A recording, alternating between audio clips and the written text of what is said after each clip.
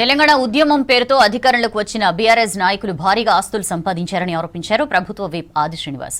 ప్రజల్లో తెలంగాణ సెంటిమెంట్ ను రగిలించి రాజకీయంగా లబ్ధి పొందారన్నారు. మీ జాతిపిత డ్రామాలను సీఎం రేవంత్ పటాపంచలు చేశారన్నారు. బీఆర్ఎస్ నాయకుల బండారాన్ని ఒక్కొక్కటి బయట పెడుతున్నారని తెలిపారు ఆది శ్రీనివాస్.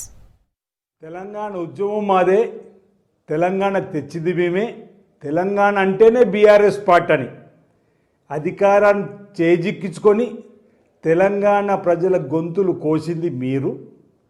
తెలంగాణలో అధికారాన్ని అడ్డు పెట్టుకున్న ఆస్తులు సంపాదించుకుని మీరు మీ నిజాలను ఒకటొకటి మా ముఖ్యమంత్రి రేవంత్ రెడ్డి గారు బయట పెడుతుంటే మీ డ్రామాలన్నీ తెలంగాణ ప్రజలకు తెలిసిపోతున్నాయని చెప్పిన నక్కస్తో మా ముఖ్యమంత్రి రేవంత్ రెడ్డి గారి పైన ఈర్ష్యాభావంతో మాట్లాడే మాటలే తప్ప.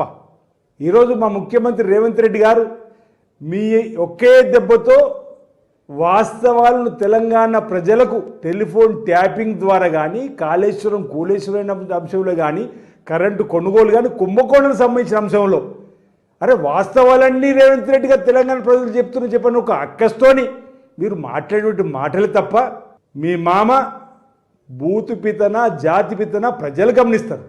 మీకు మీరు జాతిపితని బిరుదిస్తే సరిపోతుందా? దానికి తెలంగాణ ప్రజలు కూడా చప్పట్లు కొట్టాలనా అంటున్నా. అత్తారింటికి దారిదనే సినిమాలో బ్రహ్మానందం గారు తనకు తాను భాస్కర్ అవార్డు ఇచ్చుకున్నట్టుంది మీ తీరు.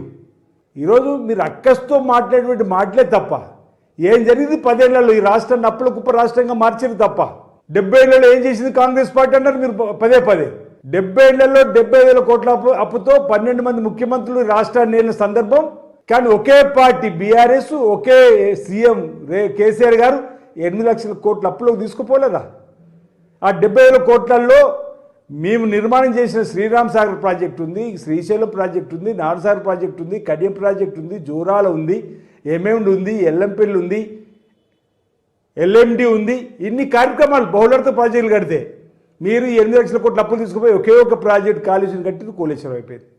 ఈరోజు మీరు మీ బండారం అంతా బయటపడుతుందని రేవంత్ రెడ్డి గారు ఉన్నట్టుగా పూసగుచ్చినట్టుగా తెలంగాణ ప్రజలు చెప్పారు. ఇక మాకు భవిష్యత్తులో తెలంగాణలో నూకలు చెల్లినట్టేమైన భావంతో భయంతో మీరు బెంబెలెత్తి విధంగా ఇష్టానుసారిగా మీరు మాట్లాడుతుంటే మా కాంగ్రెస్ పార్టీ నాయకత్వం కార్యకర్తలు చూస్తూ ఊరుకుంటారనుకోవడం మీ భ్రమ. హరీశ్రావు గారు అంటున్నా మీరు మాట్లాడే మాటలు ఒకసారి వెనక్కి తిరిగి చూసుకోమని చెప్పి ఈ విధంగా మా ముఖ్యమంత్రి గారి పైన అభాండాలు వేస్తే భవిష్యత్తులో చూస్తూ ఊరుకునేది లేదని సందర్భం.